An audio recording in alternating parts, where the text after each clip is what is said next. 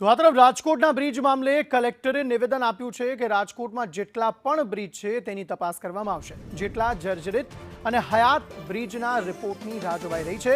જે બ્રિજ જર્જરિત હશે તેનો રિપોર્ટ સરકારને સોંપવામાં આવશે। રિપોર્ટ આવ્યા બાદ વધુ વિગત જાહેર કરવામાં આવશે।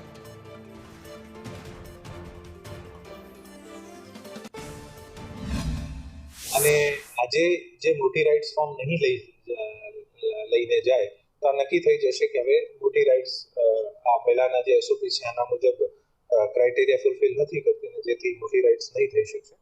મેળાનો લેઆઉટ સંભવિત પરિસ્થિતિને ધ્યાને રાખીને લેઆઉટ રિવિઝન કરવાની એક્સરસાઇઝ અમે ઓલરેડી ચાલુ કરી દીધી હતી અને આ ઓલમોસ્ટ 1-2 દિવસમાં ફ્રીઝ થઈ જશે।